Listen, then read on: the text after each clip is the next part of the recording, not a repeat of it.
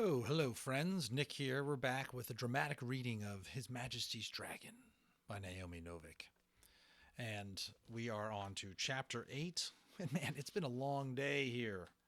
And I just had to dive into a world of fantasy, but couched in good history that we get from the great Temeraire series here and the great author Naomi Novik. So without further ado, let's pick up on chapter 8 and get on with this book, shall we? Chapter 8. Even before the pad of bandages had come off, Temeraire began to make plaintive noises about wanting to be bathed again.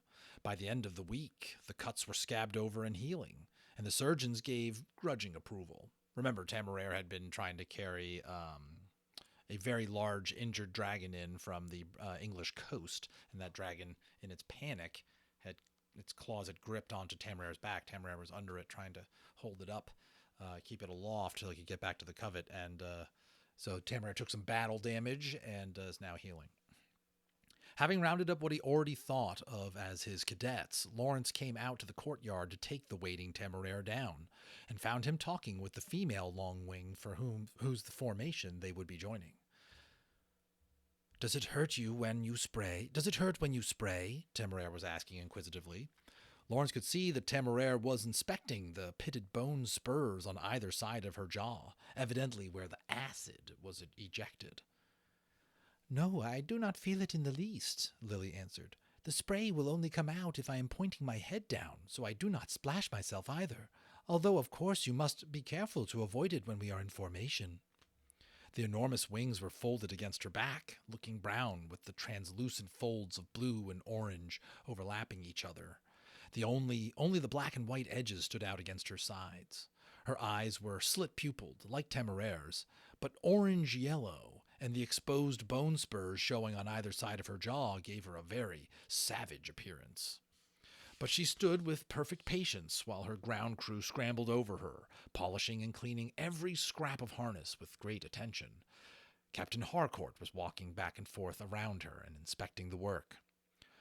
Lily looked down at Lawrence as he came to Temeraire's side. Her alarming eyes gave her stare a baleful quality, although she was only curious. "Are you Temeraire's captain? Catherine, shall we not go to the lake with them? I am not sure I want to go in the water, but I would like to see." "Go to the lake?" Captain Harcourt was drawn from her inspection of the harness by the suggestion, and she stared at Lawrence in open astonishment. "Yes, I'm taking Temeraire to bathe," Lawrence said firmly. "Mr. Holland, let us have the light harnesses, if you please, and see if we cannot rig it to keep the straps well away from those cuts." Holland was working on cleaning Levitas's harness. The little dragon had just come back from eating. "You'll be going along?" Sorry, no, that's me trying to do Levitas's voice. "You'll be going along?" he asked Levitas. "If so, sir, there's no need to put any gear on Temeraire," he added to Lawrence. Oh, snap. That was Holland talking the whole time.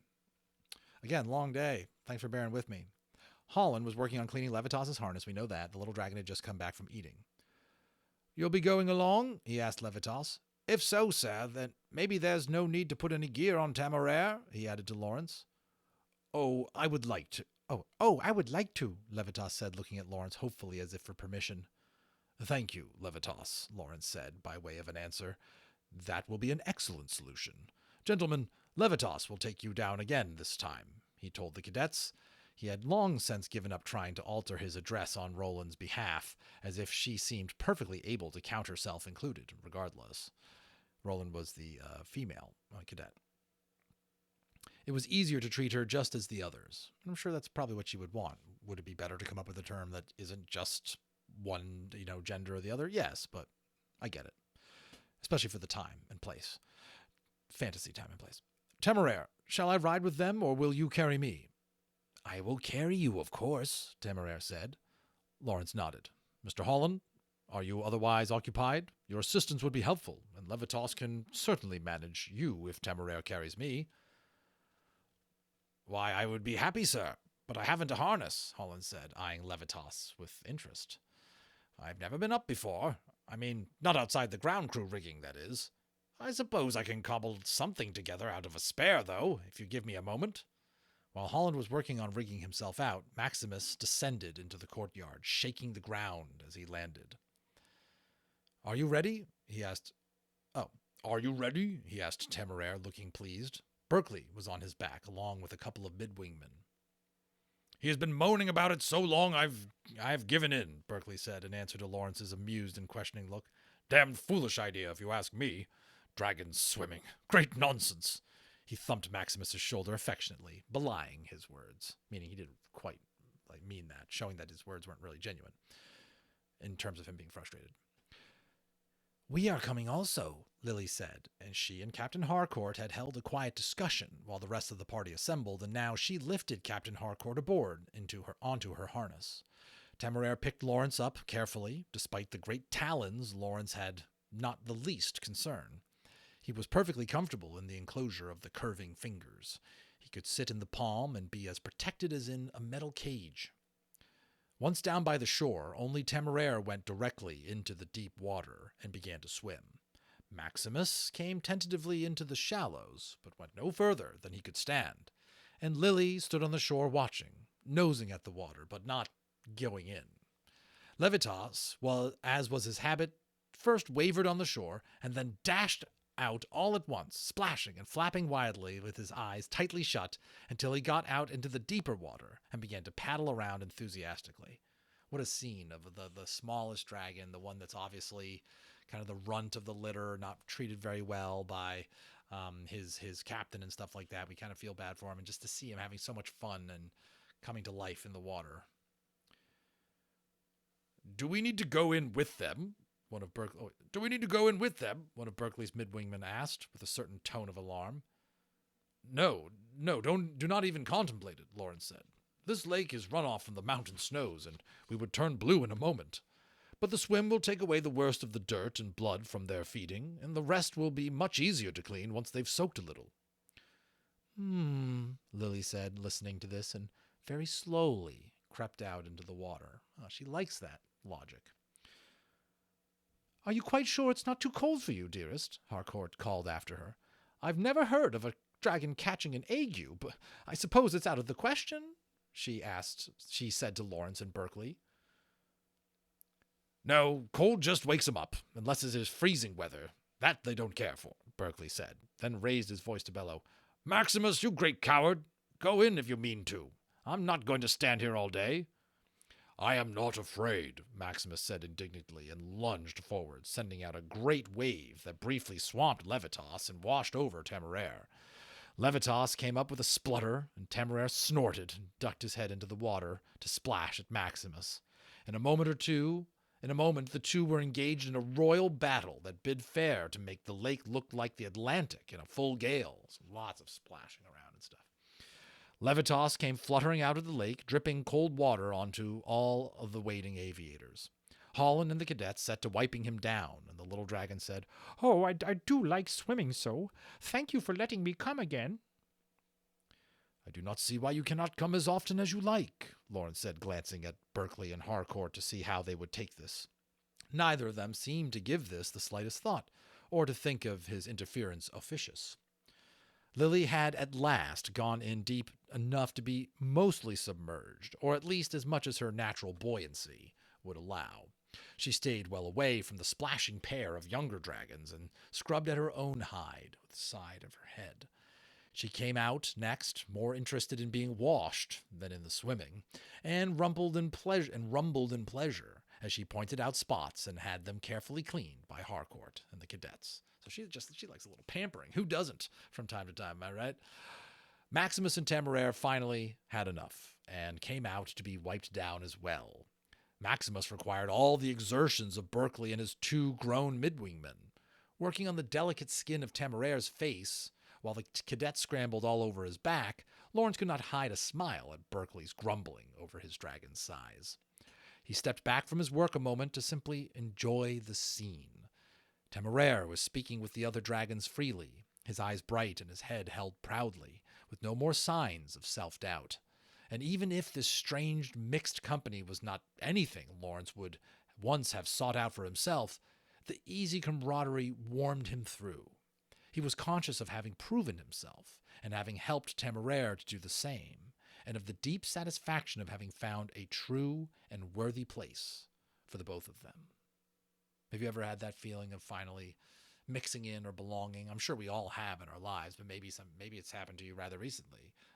Going to school, going back to school. We're in that season now. New job, new neighborhood. It just feels good to be accepted by those you want to be accepted by. And I think Lawrence and Temeraire have worked pretty hard to get to this spot. And they took and they have taken or continue to take a lot of chances to do so. The pleasure lasted until their return to the courtyard. Ranken was standing by the side of the courtyard, wearing evening dress and tapping the straps of his personal harness against the side of his leg in very obvious irritation, and Levitas made a little alarmed hop as he landed. "What do you mean by flying off like this?" Ranken said, not even waiting for Holland and the cadets to climb down. "When you are not feeding, you are to be here and waiting. Do you understand me? And you there, who told you you could ride him?" "Levitas was kind enough to bear them to oblige me, Captain Ranken," Lawrence said, stepping out of Temeraire's hand and speaking sharply to draw the man's attention away. "We've only been down at the lake, and a signal would have fetched us in a moment." "I do not care to be running after signalmen to have my dragon available, Captain Lawrence, and I will thank you to mind your own beast and leave mine to me," Ranken said very coldly. "I suppose you are wet now?" he added to Levitas. No, I'm sure I'm mostly dry. I was not in for very long at all, I promise," Levitas said, hunching himself very small. "Let us hope so," Ranken said. "Bend down. Hurry up about it. You lot are to stay away from him from now on," he told the cadets as he climbed up in their place, nearly shouldering Holland aside. Lawrence stood watching Levitas fly away with Ranken on his back. Berkeley and Harcourt were silent, as were the other dragons. Lily abruptly turned her head and made an angry spitting noise. Only a few droplets fell, but they sizzled and smoked upon the stone, leaving deep, black pockmarks. "Lily!"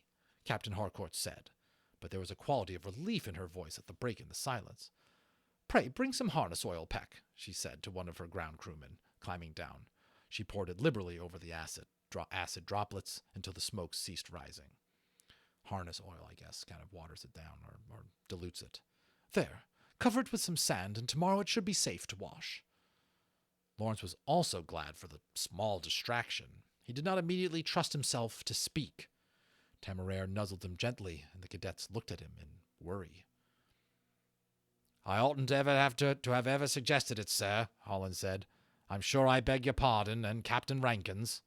"Not in the least, Mr. Holland," Lawrence said. He could hear his own voice, cold and very stern, and he tried to mitigate the effect by adding, "You have done nothing wrong whatsoever." "I don't see any reason why we ought to stay away from Levitas," Roland said, low. Lawrence did not hesitate for a moment in his response. It was as strong and automatic as his own helpless anger against Ranken. "Your superior officer has given you orders to do so, Miss Roland. If that is not reason enough, then you are in the wrong service," he snapped. "Never let me hear you make another such remark.